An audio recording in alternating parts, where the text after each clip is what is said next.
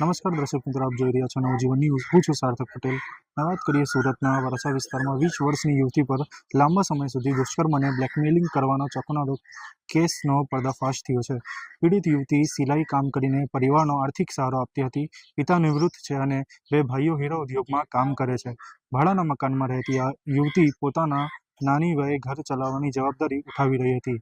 આ જ મજબૂરીનો ફાયદો ઉઠાવી મુખ્ય આરોપી અશોક કાઠી દરબારે પોતાનો કુંવારો હોવાનું કહી યુવતીને પ્રેમ જાળમાં ફસાવી લગ્નનો ખોટો વચન આપી તેઓને નવેમ્બર 2024માં દુષ્કર્મ આચર્યું હતું અને યુવતીને જાણ બહાર તેનો વિડીયો ઉતારી લીધો હતો. જ્યારે યુવતીએ સત્ય જાણી સંબંધ તોડવાનો પ્રયાસ કર્યો ત્યારે આરોપીઓએ વિડીયો વાયરલ કરવાની ધમકી આપી બ્લેકમેલિંગ શરૂ કરી.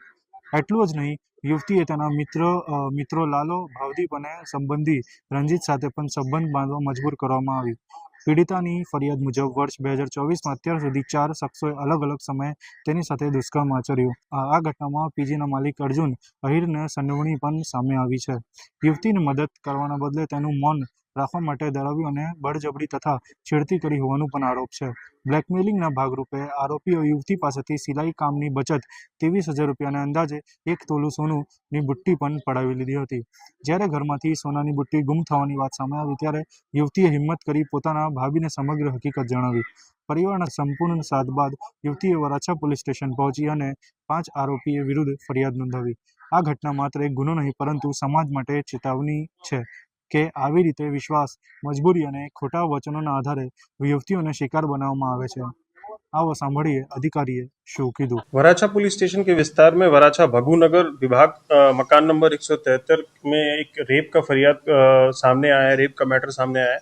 इसमें फरियादी जो बेन है उन्होंने ऐसा बताया कि इनके साथ 2024 से लेके अभी तक कंटिन्यूअस 4 लोगों ने इनके साथ अलग अलग टाइम पे ये घटना की वारदात की, रेप किया।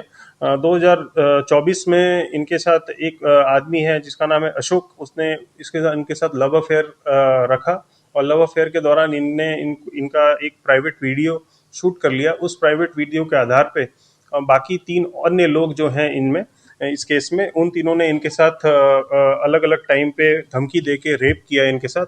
और उसमें जो उन पीजी का जो मालिक है अर्जुन, उन्होंने भी इनके साथ जोर जबरदस्ती की है और इनको टच किया। इसके बिहाफ पे वराछा पुलिस स्टेशन ने तुरंत ही कार्रवाई करते हुए तुरंत फरियाद दाखिल की है।